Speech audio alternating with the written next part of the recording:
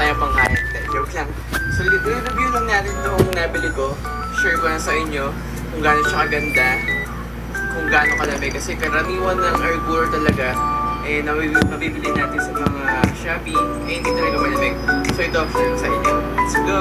Ang kanyang stock is Cold Front by Top Mama. So, meron na rin yung kasamang remote.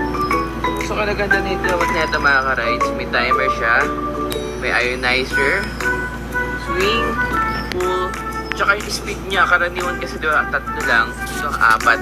Low, heat, high, turbo. Then yung on-off niya. So, nakatatlong honeycomb na rin to. Tapos meron siyang filter, ay yung pinaganda. So, dito. Then sa likod. Talaga may linis yung hangin sa mga bahay-bahay nyo. So, open natin. Ayan. So, ayan yung low niya mga ka-rides. So, sa low pa lang, malamig na. Hindi pa yan naka-cool. Try natin mid. Lamig oh. Partida mga ka-rides ha. Hindi ko pa kinukul yan. Try natin ng high. Ooh. Grabe. So, kahit malayo mga ka-rides, talagang aabutin kayo nito. Lamig oh. So, try naman natin yung turbo. Oh, sarap. So, ayan siya mga ka-rides. So, if ever naman, na-adjust naman to, yan, kung sino baba, yan. Gusto nyo naman, baba, yung isa, nakataas naman to. Diba? Pwede yan. Pwede mag-adjust. Then, meron tong swing. Kaso yung swing niya, pag ganun lang. Swing, natural na swing lang. Swing natin. Yan. So, makikita nyo gumaganon siya. Sa kabilaan yan. Kaya ganda din na ito mga ka-rides. Up to 30 square meter na rin kung kaya niyang palamigin. So, try naman natin siyang i-pull. No? Pag kinul natin yan, hihina yung fan. Kasi babuelo pa yan. So, huwag kayong magtaka.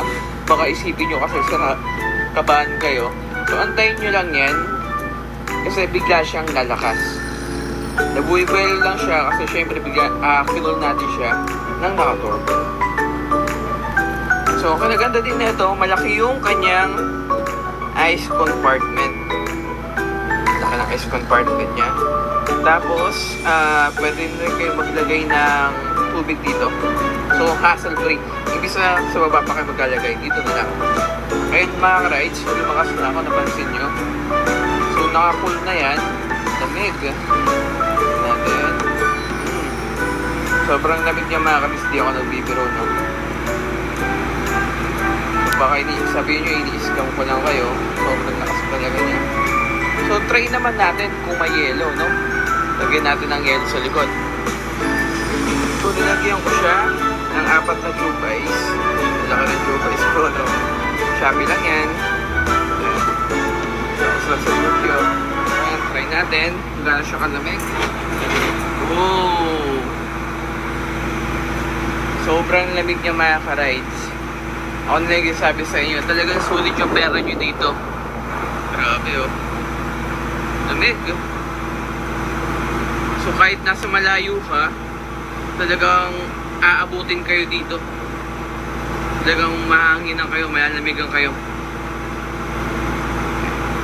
Advantage din nito mga ka-rides, madali na siyang linisin. Hindi katulad ng ibang air cooler, mahirap linisin yung filter. Yan. So malamig siya mga ka-rides. So, saan ko makakangabal na dito? Sa may Shopee lang. Sa Shopee, type nyo lang Cold Front by Top Mama. Ayan, makikita nyo yun doon. I think nasa 8K ko siya nabili. Pero sobrang sulit. Kesa bibili kayo ng mga tag 2K, tapos di naman malamig, sayang lang yung pera nyo. So, I suggest, ito.